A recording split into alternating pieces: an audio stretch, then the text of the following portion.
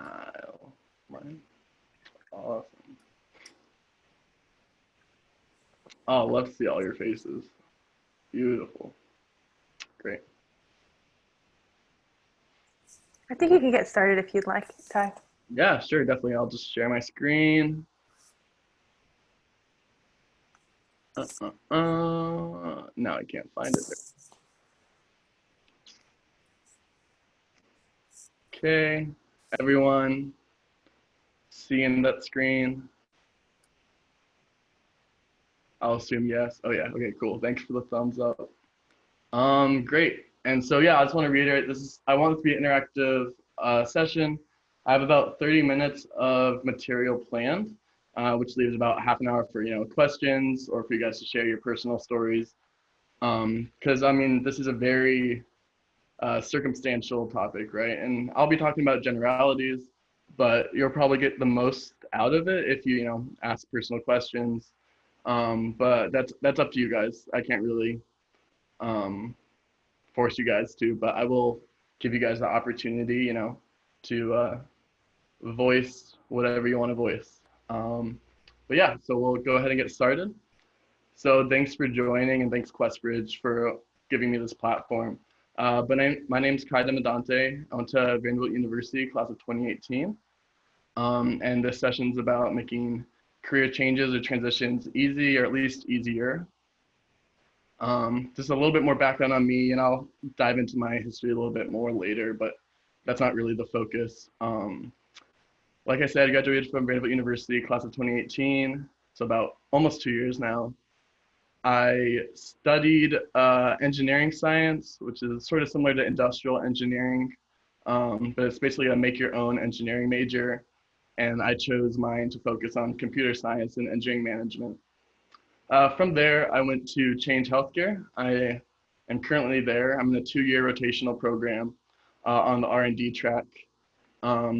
So Change Healthcare is a healthcare IT company, and every 6 months I am put in a new team with a new manager and a new product I'm working on. And then I also try out different roles throughout the 4 rotations. And I can go more into that later if you want. But this is my last rotation, like I said, almost 2 years since I graduated. And I'll be starting a new job in 2 weeks. Wait, math, 3 weeks. Up in Seattle, where I am currently with Oracle Cloud as a software developer. So those are just sort of like the industries I've touched, just for a little quick background. Any questions off that little intro? Awesome. And I'll try to check the chat too. I actually can't see the chat right now. 1 second, sorry. There we go. Okay, I'll try to check the chat too, and you can direct it or do it to everyone. And also, again, feel free to unmute and just say whatever you want to say. All right. So before we dive into the content that's specifically regarding career transitions, I also want to do this little exercise, interactive exercise, get people talking, and then also to sort of set up a nice context for where I want to go with this presentation. So there's this book called Start With Why by Simon Sinek, that I think provides a really good context and sort of background and intro for this career transitions session. So I'm going to start with a little bit overview of that book, and then we'll go into this, interactive, almost call it assignment, interactive example, I guess, from that book. So the book basically is Simon Sinek talking about how we should sort of approach our professional pursuits and really like life in a really like sort of metaphysical way in general. And his argument is that you should start with why, and this why being, what like is your primary drive or motive with, your work output or your life output. So when you look back on your life and you're like, oh, okay, I think I'm like satisfied with what I did, and that's because it fulfilled your personal why. So I'll just jump right in, and it's easier, I think, with examples. So right on your left side of the screen are three different people's whys, and these whys can be shared by other people. If you work at a company, usually you kind of adopt their why to a certain extent. Um, so these are three leaders in the business world and sort of, I guess, social political world. So I'll read these, and if you guys have any ideas of who they are, there's no wrong answers, but there's definitely like right answers for each of them. Um, so I will just go ahead. So everything we do, we believe in changing the status quo. All men are created equal. And then remove obstacles so that everyone can live and work to their greatest potential. And I took these directly from the text, in case you're worried about, inconsistencies or something. So anyone want to go ahead and take a stab at any of these? Steve Jobs. For which one? That is one of them, but which one did you think that one was assigned to, or his why? Sorry, I have bad internet. I'm gonna go with the top one. Everything we do, we believe in changing the status quo. Sounds real Steve Jobs. That is a very good guess, and that is the answer I was looking for. So kudos to you. Anyone else have guesses for the other two?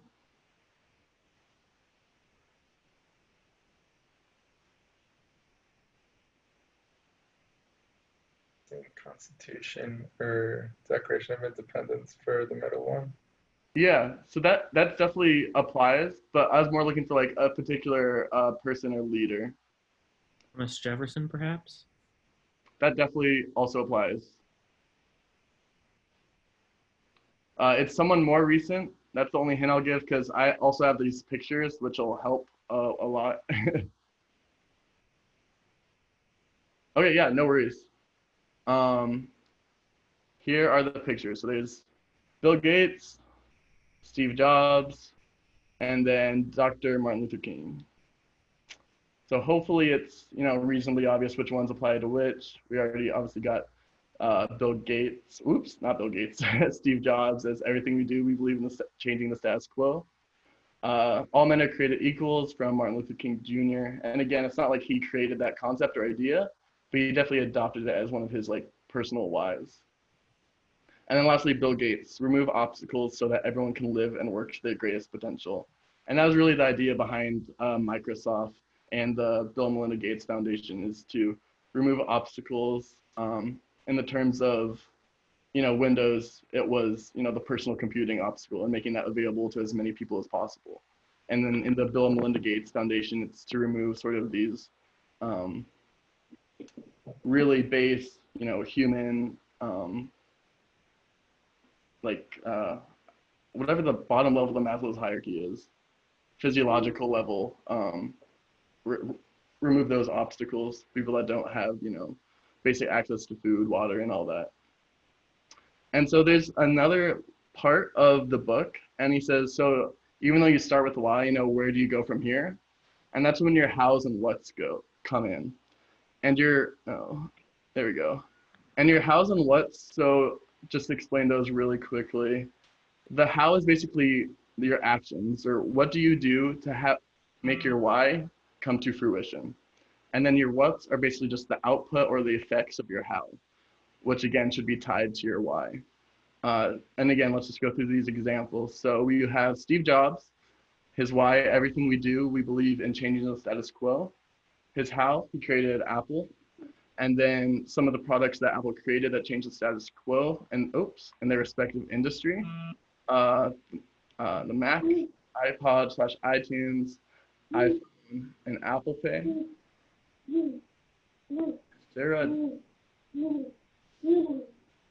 I think someone might not be on mute. Okay, that's fine. Reverend Dr. Martin Luther King Jr., all men are created equal, was his why, at least for this presentation. He led the civil rights movement, was his how, and then some of the outputs of that were, boycotts, protests, speeches, and legislation. And again, it's not necessarily that he was the direct cause. I mean, you could definitely argue he's the direct cause, but he might not have actually put in the legislation or been at all the boycotts and protests and made all the speeches, but he had such a substantial influence on all of those things in regards to the civil rights movement. And then lastly, Bill Gates. So he removed obstacles. He wanted to remove obstacles so that everyone can live and work to their greatest potential. How? He created Microsoft, and with his wife created the Bill and Melinda Gates Foundation. And then his what would be Windows and the Giving Pledge. The Giving Pledge, for those that don't know, is a sort of, not a treaty, but a pledge of CEOs to give a certain amount of their income to like philanthropic causes. Any questions from this? We'll touch on it later, but does all of that make sense so far? Great. And then I just want to give a couple moments, about like 20 seconds, for you guys just to, you know, think about what your personal why might be. I have mine roughly. I have a like semi-vague notion of what, you know, my why is, and I'm still figuring out the hows and whats. And again, these are things really I'd say you uncover or like discover about yourself rather than like formulate. It should really be based deeply in like your value sets and priorities, I guess. So I'll just give you guys about like, you know, half a minute just to think about, you know, what your why might be. And then at the end, oh, sorry.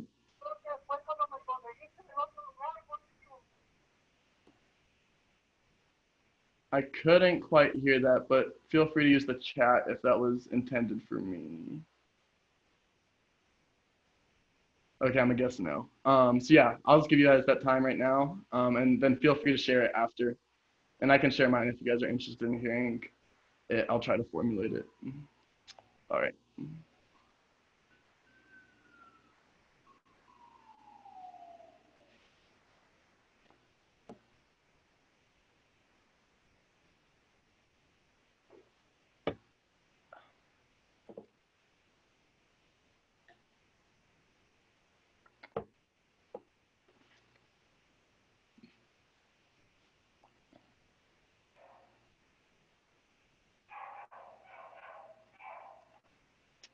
Okay, does anyone want to share their why or their potential why?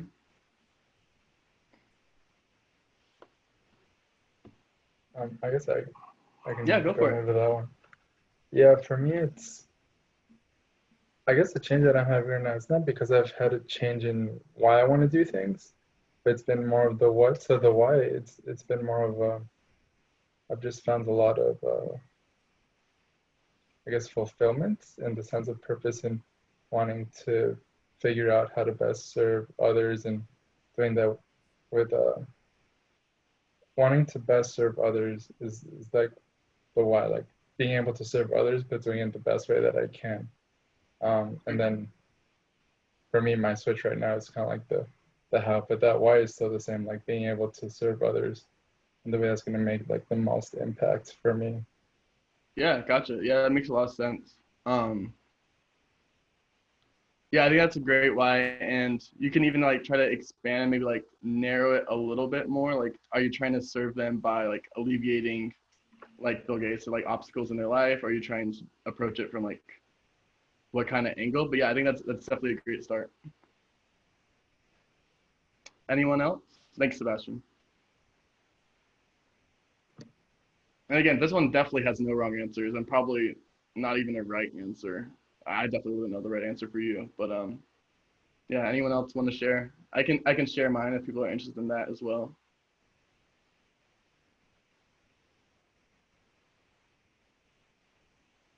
I would definitely love to hear your why. Sure. So I would say one of my main whys is to sort of democratize the knowledge base of just like humans, I guess. And I'll try to like explain that more. Is basically, I think there's a lot of knowledge that people have that can be applied to people's life in terms of like productivity, like research, or just different things that would make lives easier for people. And I think there needs to be a more systematic way of disseminating that information, but then also thinking more into our what, like programmatically giving people tools to implement that research. So that's like one of my whys. And does that make sense to people? Kind of. Cool. Yeah. So forming it. And just like Sebastian, it's definitely grounded in the idea of, serving others, as just like a sort of approach. And it should be kind of tied to your how, but also like different. It's kind of nuanced or like really subtle the difference. But yeah, I appreciate everyone for the input. Okay, so now we can go straight into the content, which I'm sure most of you are here for, about career transitions. So first, along the lines of start with why, we need to frame our mindset. And again, this is all my suggestions based on things I've learned personally or through other people, peers, mentors, mentees, etc. So it's by no standard like the de facto guide. I'm not like guaranteeing any success or anything, but it's just some pieces of advice that I hope stick to some level and help you guys out. So the first one, and this almost goes without saying, but it's still good to say it. When you're doing a career transition, you should definitely try to embrace learning and change. So learning is definitely a big part of this transition, since you're transitioning from something you do know to something you don't know, or at least don't know as well. So the better that you can embrace learning new things and talking to people about this change, especially people that are in that sort of phase, industry role that you want to be in, the better, the more fruitful I think this change will be. Next, understand this is a common situation. Personally, my parents, neither of them are directly using their college degrees. I'm sort of an outlier in most, especially the older like QuestBridge community, that both my parents did go to college. I'm not a first gen, but it is a really common situation. Both my parents made several changes in their career path. I don't think their whys have necessarily changed. Maybe they got more fine-tuned or like a slight sidestep. But even my dad, he's 59 and he's making a career change, a slight one, but still making one. So it's a super common situation. And if you don't personally know someone else going through it, I mean, you can just look at the Zoom call, but there's a lot of people that are doing this. With that stated, does not mean it'll be easy. So it's sort of like a mistitled alumni session, but it's gonna require a lot of time and effort if you want to actually make a transition. And the bigger transition and change from where you are now to where you want to be, the more time and effort it's going to be required. So just be ready to put in that work.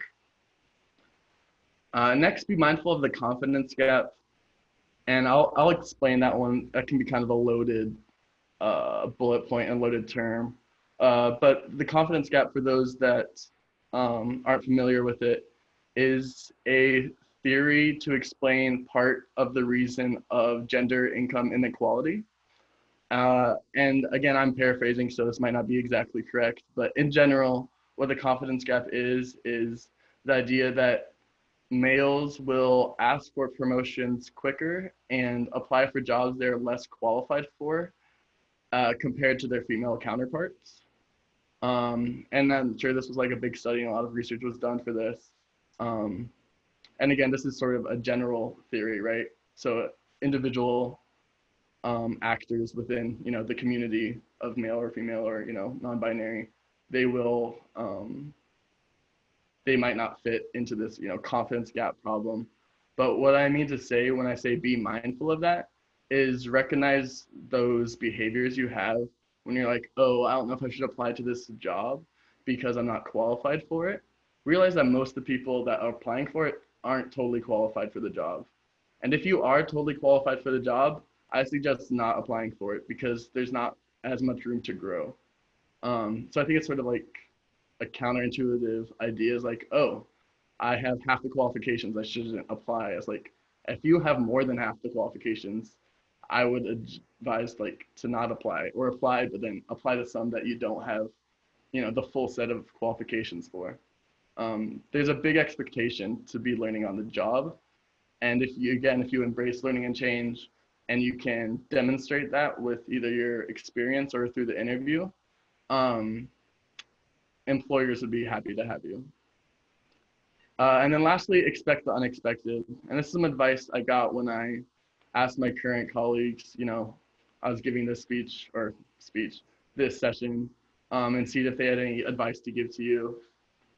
And they said, and again, they're mostly tech people, but the general idea is like kind of the grass isn't always greener. And the reason you might want to make a change is probably because of the best parts of the new job. So, it's like, oh, they just released this new product or this new strategy or this new financial system. I mean, I'm clearly showing my limits of knowledge of other industries, but that like output from those jobs, that required years or maybe just months, but still months of extra work and, long days and long hours to get to that point where you're like, oh, that's what I want. So don't expect, that everything that you think about this new job or new position is going to live up to your expectations. And not to say it can't go the other way. Maybe it's even better than you imagined, but just be prepared to have things, good or bad, that will happen after you make the transition. Before I move on, anyone need any questions on this one?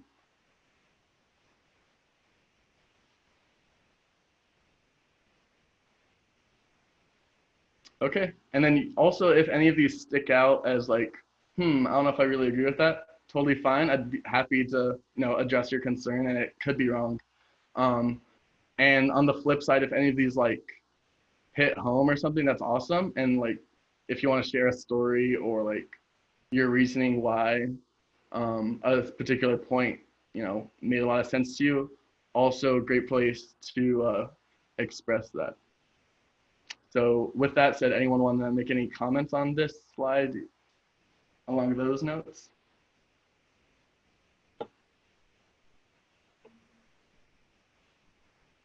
I just want to say I really appreciate the confidence gap part, because I know for me there's definitely a lot of feeling of, oh my gosh, I'm not at the level that other people are at, and so recognizing that there's probably a lot more people than what I realized, having some similar sense of having that kind of similar sense, it helps to see that maybe I'm not as far behind as I thought I was. Yeah, no, definitely. No, thanks for sharing that. Yeah, I mean, there's the idea of the imposter syndrome too, which is related to this, which is the idea that even after you get a job, or, I mean, a lot of us are having this, I'm sure I had it at school, like we don't feel like we belong here. We're like an imposter within our school community. And a lot of that is really just sort of self-critiquing and like really being hard on yourself, or really maybe not understanding that other people are in the similar boat. So yeah, thanks for sharing that. It's definitely a big barrier, I think, for a lot of people. Anyone else? Oh, I just wanted to add, Kai, that, just sometimes from the other side of being like on a hiring side, perhaps,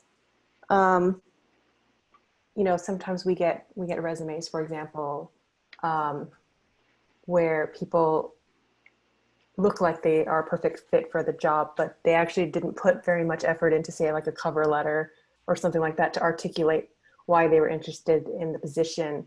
And so in a way, it almost, I don't want to say negates the resume, but that sort of like in a way going back to your what you framed this with like what's your why, like it's really important to articulate why it is that it's a good time for you to be making that transition or switch, if it's especially not well explained in the resume itself. And people move around a lot. I think that's to be expected right now. But if you sort of don't go through that process of soul searching, or understanding like every position that you're looking at or everything that you want to be really considered for, you have to really think deeply about why you're going through this process, and you're writing about that and sort of communicating that, I think, is really important. So I think it's definitely true. Not everyone is going to check off all the boxes that you said are in your job description, but if you can make a really good case for yourself, not only through your resume, but really actually through your cover letter and all the other interactions that you have with employer, I think that's really, really important too. Yeah, I mean, that's a really great point, and that's going to be also emphasized later. Thanks so much for sharing that, Grace. What was I going to say?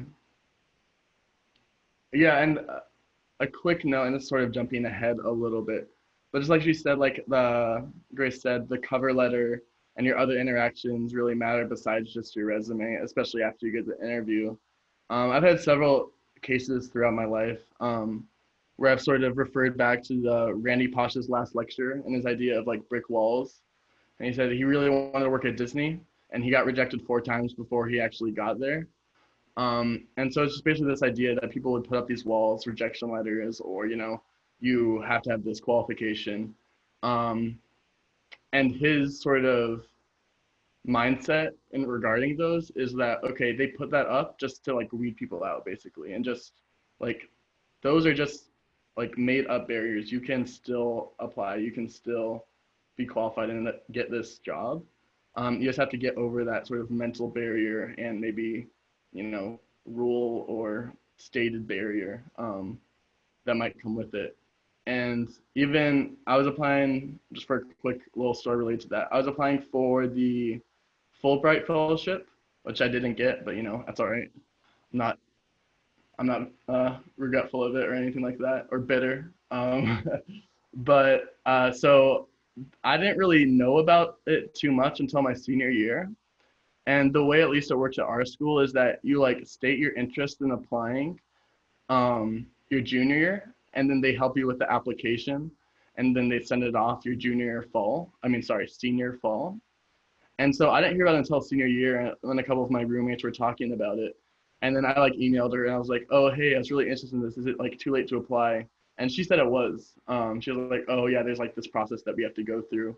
Because it's really a 2-step process. You apply to even have the school send your application, and then you actually send your application, which is why it's sort of a long process. But anyways, that's what she said. And I was like, oh, okay, totally understand. And apparently they had turned away other people. But I was like, oh, I was wondering if we could just like, talk about it and maybe talk about it in person and talk about how, we could reach more juniors, like sort of like the outreach side. Of course, in the back of my head is like, oh, also I'm gonna like try to see if I can sneak my application in. But that's not what I said, obviously. And I did think that like outreach is important. It's not like I was lying. It was just like not telling the whole truth, right? And so then and I don't even know if she confirmed like, oh yeah, I'll see you like tomorrow or anything. But I think I actually skipped a class. I just sat in the career center room, didn't have an appointment or anything. And I like emailed her, said, hey, I'm in the, waiting room or lounge of the career center if you, have a chance to talk. And I think I was trying to nap because I was pretty tired. But sorry, there's a lot of like non-essential information. Just little colorful details. But yeah, then she like came out and said, oh, hey, Kai, I've never met her. Dory Preston's her name. She's great. And we had this conversation, and again, about like what I talked about, like, oh, I didn't even know about it really until senior year and all that stuff. And she did end up letting me apply, even though they'd like turned down other people that had asked. So that's just another example. The whole reason for that like 2-minute story was to say that there are like brick walls that people put up, and you can overcome them. Great. Before we move on, just another option or opportunity for you guys to, voice anything you guys want to.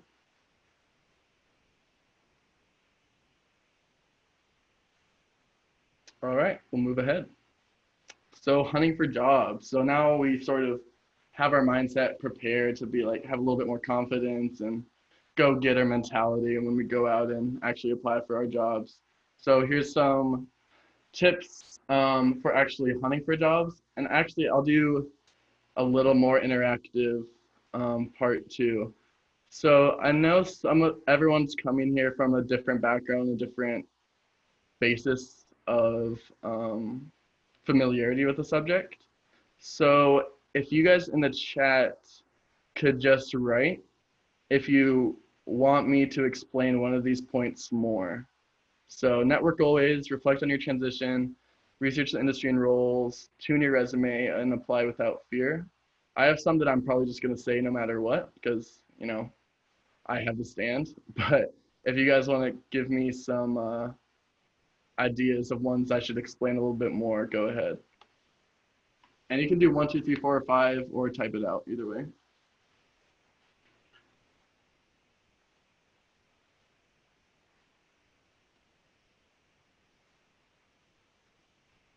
Great, thanks, Catherine.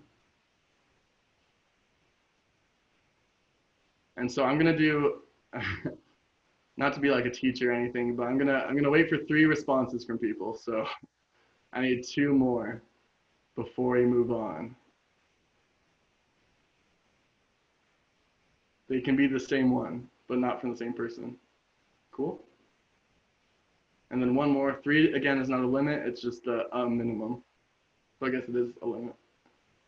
Research industry. Great. Okay. And I still have chat open, so I will keep looking at that. Okay, so we'll just start from the first response. No, we'll do just first bullet. So network always. Networking is going to be one of the most powerful tools in your toolkit, in my opinion. And the main reason isn't really for references, but obviously referencing is very powerful if you look at studies about how many times people, or the percentage of people that get their jobs through references. But I think the real benefit from networking comes from the shared experiences idea, and just not shared experiences, that's the wrong term, but the idea that when you talk to someone, you can learn from them and learn from their unique set of experiences, especially if they're in an industry that you're not in. They can just shed more light on what the day-to-day is like, how to get into the industry, what skills you need to develop in order to, you know, be qualified or be really good fit for the industry. And I'll have some more networking advice later. But at this stage, when you're hunting, I mean, it's really, network always is definitely not a exaggeration. And a lot of people think of networking as a very sort of formal process or like professional. But I mean, I feel like I'm networking when I have like conversations with a friend and like a job comes up or like we're just talking about work. Like those are examples of building your network and strengthening your network. You can just like meet someone that says, oh yeah, at a bar or whatever, and be like, oh yeah, I work here. I was like, oh really? I'm trying to like go into that. And then, I mean, that's networking for sure.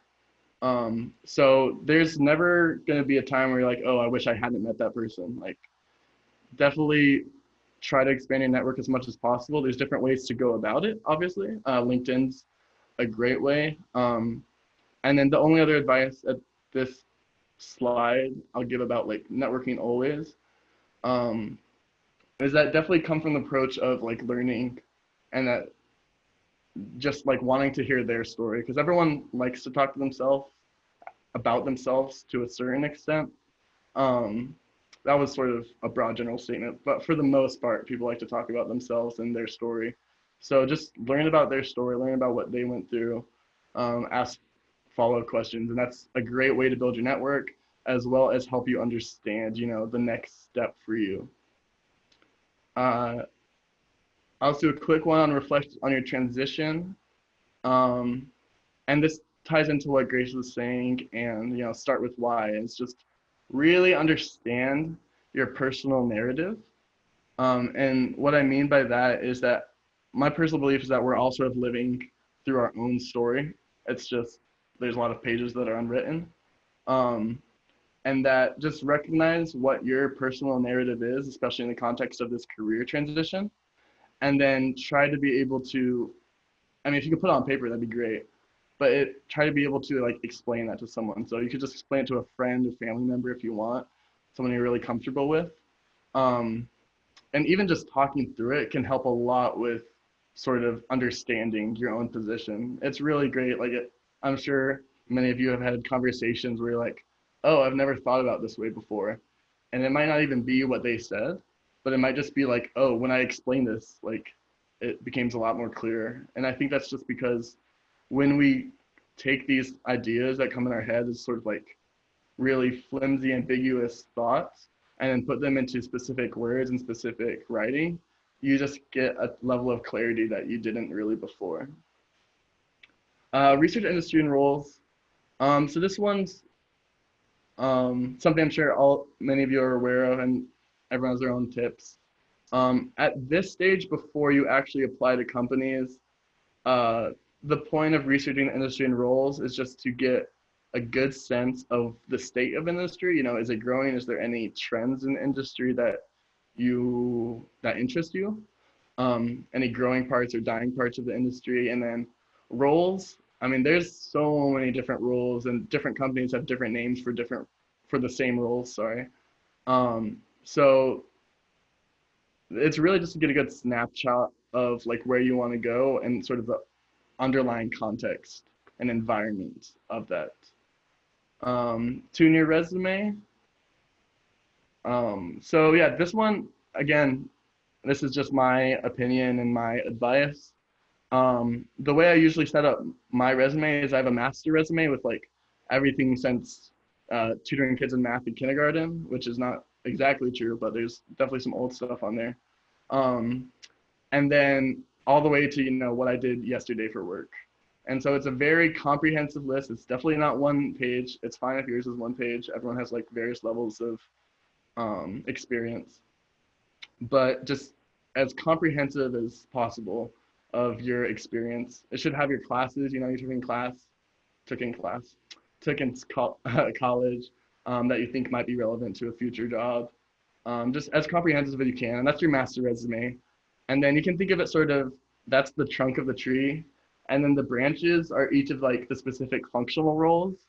So for me, I have a developer master resume, and then I have PM or project manager or product manager resume, and then I have a actually those are the only two really, but you can have as many as you want, as depending on how interested you are in different sort of functional roles, if that term makes sense.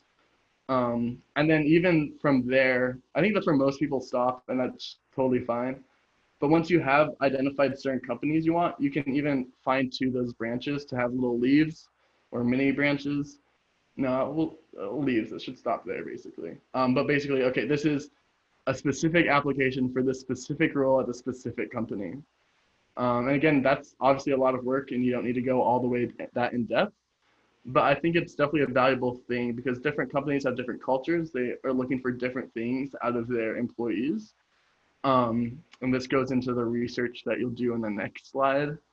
But you can really like sort of fine tune that resume to really fit this one company's culture and mission statement and all that. And then lastly, apply without fear. This again ties into the confidence gap earlier, but the main point I want to share here is that everyone's the gatekeeper of their own success for the most part, barring, you know, circumstantial stuff. Not the best word to use, but don't let yourself be the limitation. So just like when we talked about like, oh, I feel like I'm underqualified. Well, that's what you think, but let them make that decision. Let them see the broader context of the other applicants, and let them make the decision to either, you know, give you an interview or not give you an interview. Don't like cut yourself short or not let yourself even like touch the handle of this metaphorical door, just because, you know, you're sort of unsure about it. I mean, applying for, I think almost any job is free. So the only cost is really time and effort. And I think that time and effort is definitely worth it for the most part. I think, let me look at my notes real quick. I think that's all I want to say for those. Oh yeah, another thing, another personal example. Ooh, I'm running longer than I expected. Another personal example is that, so my position with Oracle is as a developer, my incoming position, but they actually reached out to me about a SRE or site reliability engineer position, which is basically a really technical customer support person that can actually help solve problems instead of just diagnose them and hand them off. And you guys don't need to know too much about the differences about those two, but basically as a developer, there's a lot more options. And it's easier to sort of go to different paths and advance your career than it is to be as an SRE, which is what they originally contacted me about. And so I had a phone screening interview, went well, had the in-person interview, went well. And then they actually offered me a development position because of, you know, my performance and like the technical aspects of the SRE interviews, especially compared to the other candidates. So, I mean, you just never know what might happen out of, you know, giving some job opportunity a shot. Yeah, that was it from that one. Anyone else need more explanations or just questions or comments about any of these? Or personal examples would be awesome too. I have some, but you know, not as many as y'all.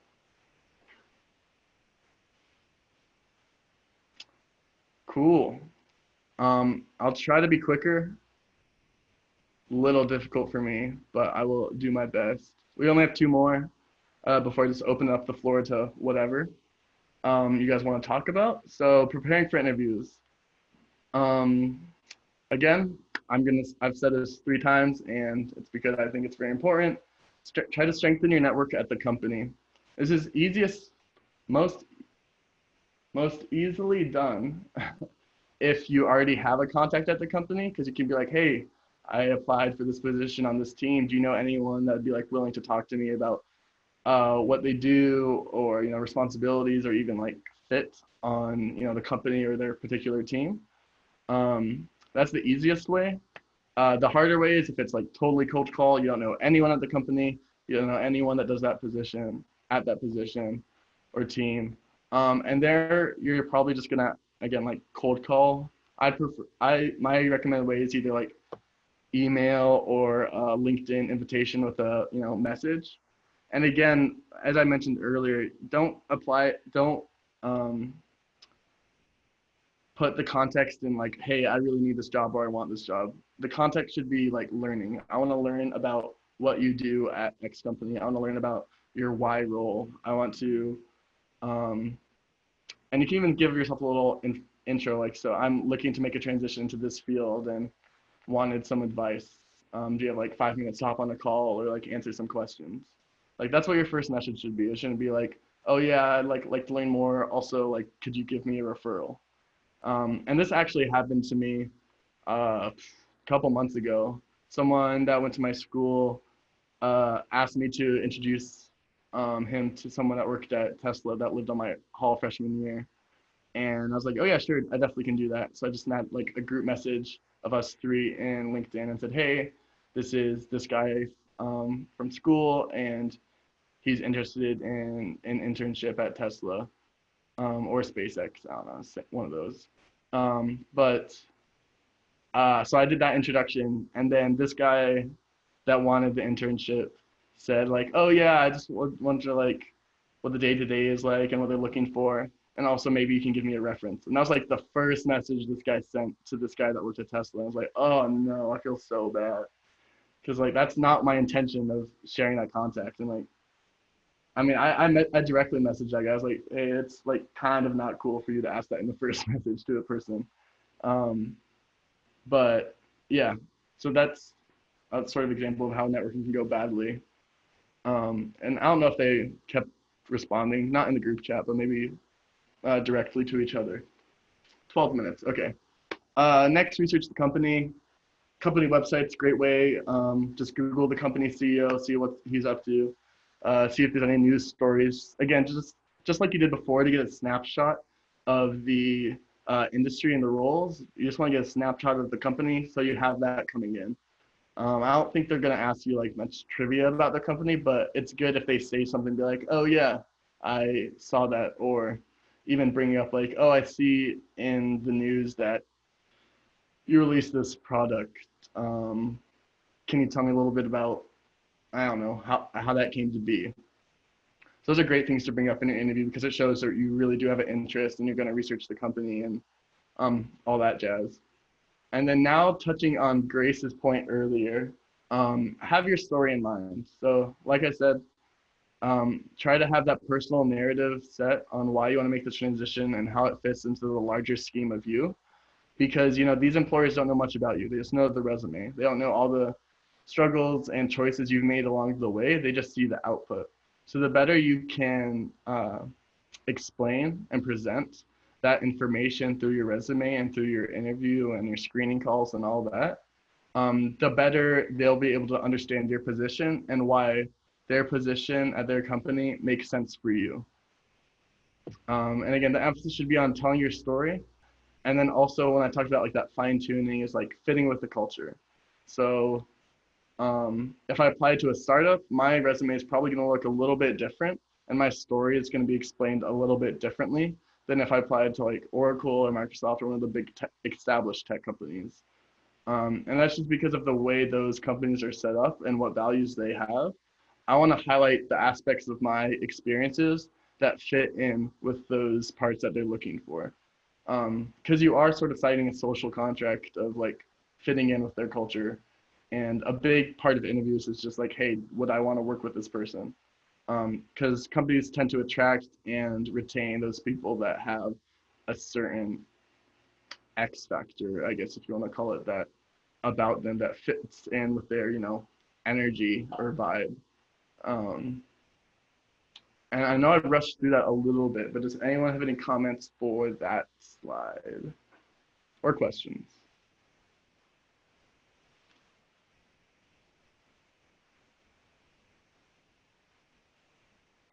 All right, so got a chat. What kind of questions should we be asking them to make sure we'd be happy working there? Thanks for the question. Not sure how, I'm just not even going to try the name, but thank you. So that's a great question. One thing, you can never be sure you'd be happy working for them until you're actually working for them. And even then you might not know until you're like, you know, a year in. There's tons of people that start a new job and they're like, oh, this is amazing, but that's just because everything's new. And then like a year in, they're like, oh, okay, I need to make another transition. And hopefully starting with the why sort of minimizes the chances of that happening, but it's, you know, it's not foolproof by any means. But in terms of what kind of questions you should ask to see if you'd be a good fit, I would say, and this is really dependent on, you know, what you value, what you care about, which again sort of ties back into that reflection. Realize what you do and don't like about your current industry or current job, and then have like a laundry list of, you know, these are the things that I would like out of this new role, this new position. So any of those obviously would be great things to ask. More generally, I would definitely just ask about the culture. It's a very vague question, but it's interesting to see how different interviewers would ask. Like, so how would you describe the culture of X company? Is it more collaborative? Is it cutthroat? I mean, I wouldn't qualify your question with these. These are some things to like listen out for. What kind of working styles do people have? Do people hang out outside of work? But yeah, it's really a personal question, and anything that, you know, is in your, you know, priorities or value set. Oh, and then thanks, Wendy, for the direct message. And this really applies to a lot of people in QuestBridge, but going back to sort of applying without fear and how you should approach, you know, sending out these job applications is a really nice allegory. Not sure if that's the right word, but let's say simile, metaphor, comparison. I'll stop using synonyms. To way to look at applying for jobs is just applying for schools. So you're gonna have your reaches, right? You know, those ones you're not sure about that are really like, wow, if I got this job, that would be insane. My wildest dreams come true. But then you should also have ones that are more targets. Ones that are like, okay, I think I'm, you know, mostly qualified for this job. And then you should have ones that are safety, just like, oh, I should be able to get this job in my sleep. Not that you should spend less time necessarily, but just have that sort of range of jobs that you're applying to. It just shouldn't all be targets. It shouldn't all be reaches. It shouldn't all be safety jobs that you're applying for. It should be a range of those. And I'm going to move on since I have options for questions at the end, and we're getting close. So this is the last content slide. So this is after you interviewed, you got some offers, hopefully you got some rejections and tested your limits, but if not, you know, maybe you really deserve everything you apply for. So again, activate your network. This is the third or fourth time I think I mentioned it on the slide. But even after you get the job offer, it doesn't mean you should stop networking. You should say, hey, I interviewed and I actually got the offer. So I was wondering, you know, could I learn more about the day-to-day? How was the onboarding process? All these questions you might have in the first couple months of the job, why not ask, you know, before you even accept the offer? Also be prepared to negotiate. Negotiation is, I mean, they have classes of it in college. They have whole like studies or fields of study on negotiation, and it's definitely a complex subject. But the point I want to make here is that not many people, and no one that I've heard of, has lost their job because they asked for more money. You're not going to redact your offer. Like the worst case scenario is they say no, and then they just pay you what they're going to pay you anyway. And even if it's not base salary, you can negotiate PTO, you can negotiate a signing bonus. I negotiated a little bit with my Oracle job to give me a little signing bonus for relocation expenses. There's a lot of different things you can negotiate, so don't think just like, oh, it's base pay or nothing. And I think the benefits of that, of trying to negotiate and getting at maybe a higher base salary, is that sort of sets a precedent for future promotions. Obviously, if you're at 100K, for example, it'll be harder to get to 120K for your first promotion versus if you started at 110 or 105 even. So there's long-term impacts of this negotiation process. Not to like put tons of pressure, it'll be fine even if you just, you know, accept their offer from the first place. But there's a lot of compounding effects, I guess, of this negotiation process. And even if you switch to a new company, a new job, like it still sets a precedent. Be like, oh, okay, thanks for the offer, but at my last job, you know, I was getting paid, you know, 10% more. I was wondering if, you know, I'm still bringing that same skill set and that same value. I was wondering if, you know, I could get a little bit more cookies. And then also prepare to say no to an offer if it's not a good fit. So you may realize through the interview process or just networking that, you know, this job actually wouldn't be the best place for you. And that's totally okay to have that realization.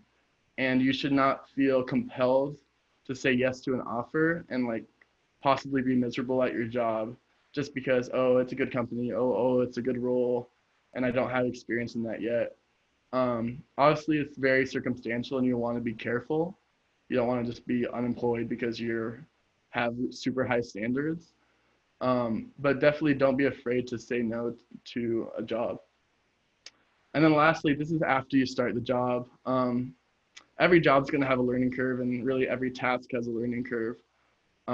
But the idea of this last point is that after you get good at, you know, the basic responsibilities, like the bare minimum so you don't get fired basically, and what's on the job description, you should really look for ways to expand your scope of work. So it could be saying, hey, you know, Chelsea is really working on this cool project. I was wondering if I could, you know, pick up some extra work on that. Or, you know, I heard about this new whatever, is there any work? Or it could even be grunt work that you could do just to get your foot in the door within the company of a different part of the company.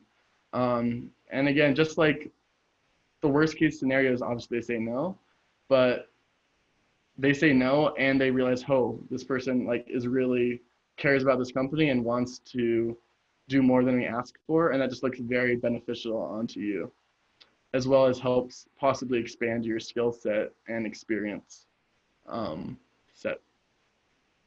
And so that is it. Thank you so much, but we still have 2 minutes. I can stay longer. I don't really know how rigid the time box is, but is there anything people have questions, comments, want me to try to do more personalized advice for while you guys have me on this platform? And again, you can definitely reach out later uh, if you want. Kai Demandante. I'll just go to the first page. But yeah.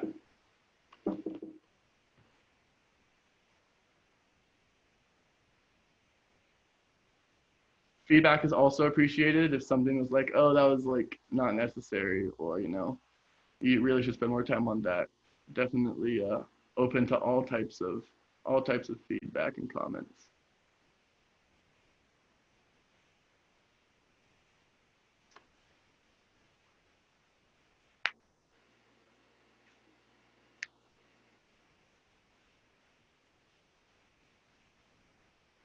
I guess I have one kind of question that I guess either you or somebody else also has a bit of an idea. My question is a bit more, I guess let's say technical. So right now my position where I am is I'm actually trying to apply to grad school for a different, complete different major than what I had in undergrad. Part of that involves rewriting my resume or writing a CV, which I've never done. Sure.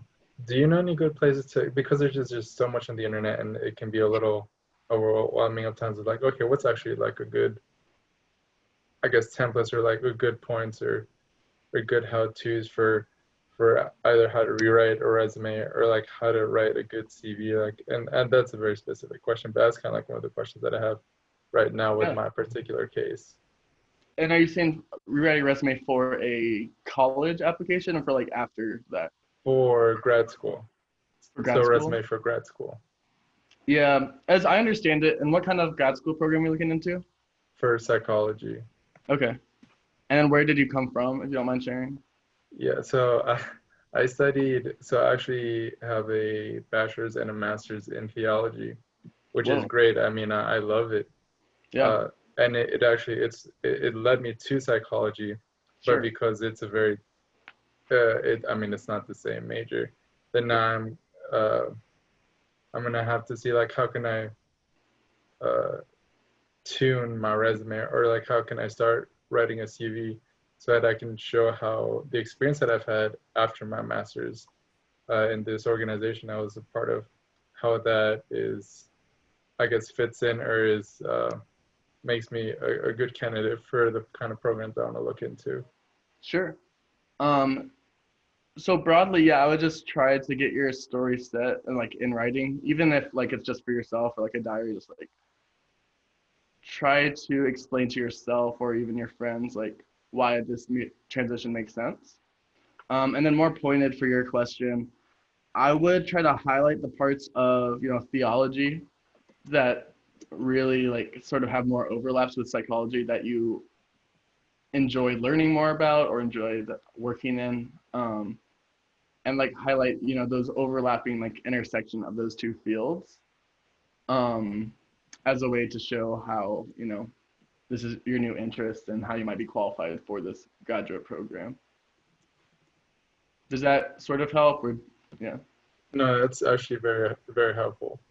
That's really helpful. And Sebastian, I just want to add, I was at engineering undergrad. Actually, I was a similar major as I think what Kai was saying. I was actually an industrial engineer undergrad, and I went to ed school. So I did a master's at the Harvard Graduate School of Education. And I felt really insecure at that time when I was applying because it was like such a different field, and I felt like I was coming from left field. And after I did that year master's, I actually worked in the admissions office at the same ed school. And at that point, I got to see a totally different angle, which was to say that people really came from sort of all different disciplines, especially for some place like ed school. If you just have a passion for education, you can articulate your story and fit. So I think from coming from a different kind of background and field and going into psych, I think the most important thing, of course, is like make sure you have any coursework that you kind of need to take in terms of the prerequisites. Like you, of course, I'm sure you are aware of like what those requirements would be. But I think as long as you have those under your belt, that coming from a different discipline and not coming from like a pure psych background, I think would actually be really, would make your story and your application really interesting to the admissions offices. So I wouldn't want you to feel like that's like something that will hold you back from, you know, being a strong applicant. Thanks, Grace. And then we did have a couple comments, one question in the chat. Do you have any tips for getting out of a role in which you've been pigeonholed? And I also don't have the context, how long you've been in it, what kind of role, where you kind of go.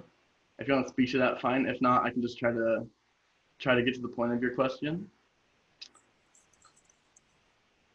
which I shall do now.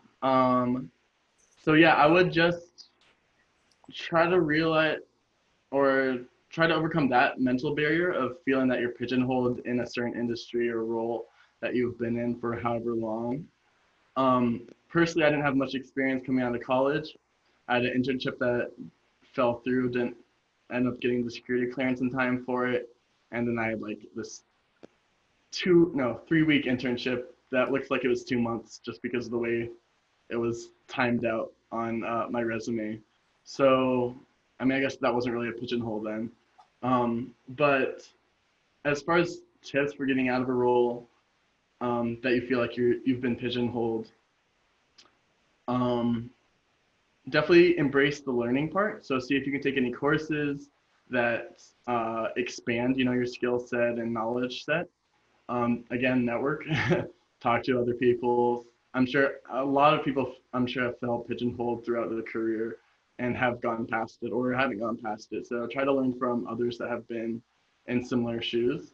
Obviously, that's a very general advice, speaking more broadly. Yeah, I can't say I've personally felt pigeonholed yet. I'm obviously really early in my career. I didn't want to get pigeonholed in healthcare IT or just healthcare in general because I didn't feel that was like a strong passion of mine. So when I was applying, I definitely looked for other industries.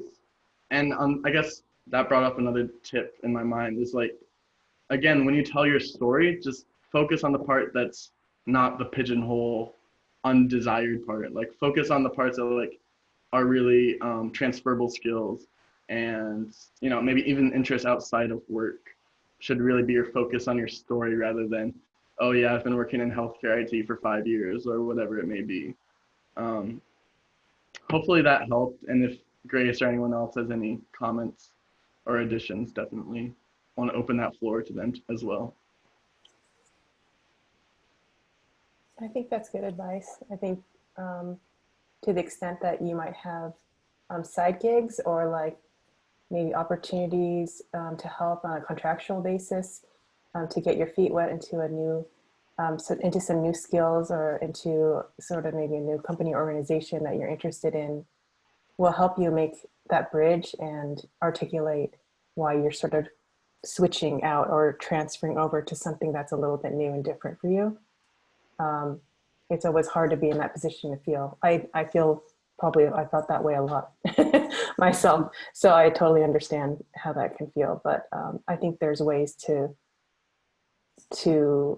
just try to explore new ways, explore new paths in small ways. It doesn't have to be in like a big way. Yeah, definitely baby steps. I mean, this is a big change, or it can be. So the better you can sort of break it down into discrete steps, the easier you'll have to like formulate a plan and actually complete those small packets.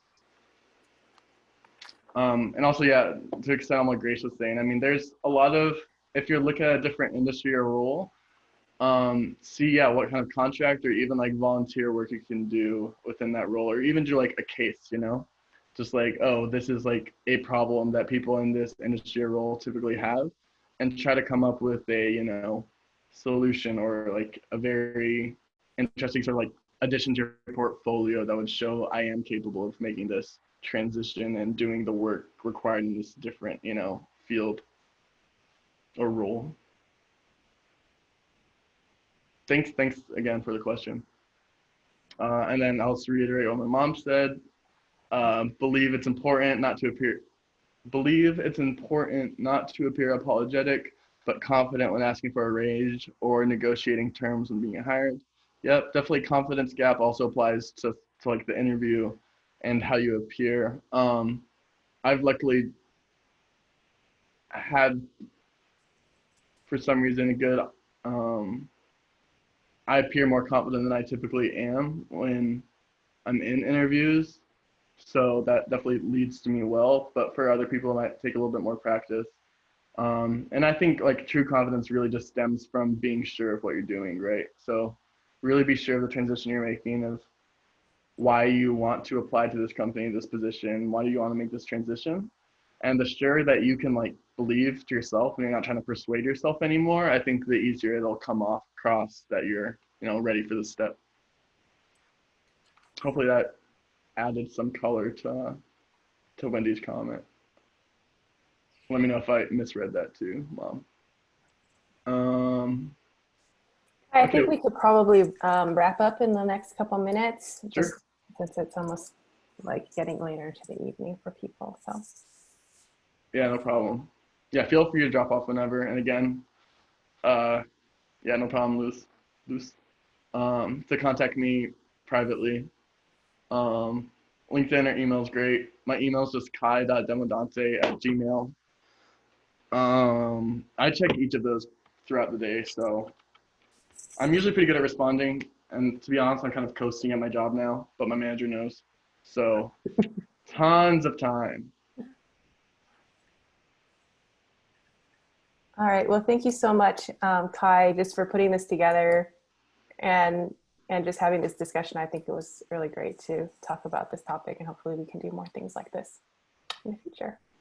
Yeah, thanks Grace, and thanks QuestBridge for letting me share this.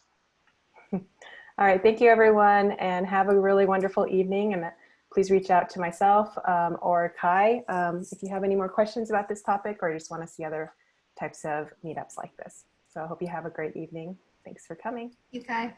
Thank you. Yeah, no problem, guys. Hopefully it was helpful. Thanks, Guy. Oh, no problem, Wes.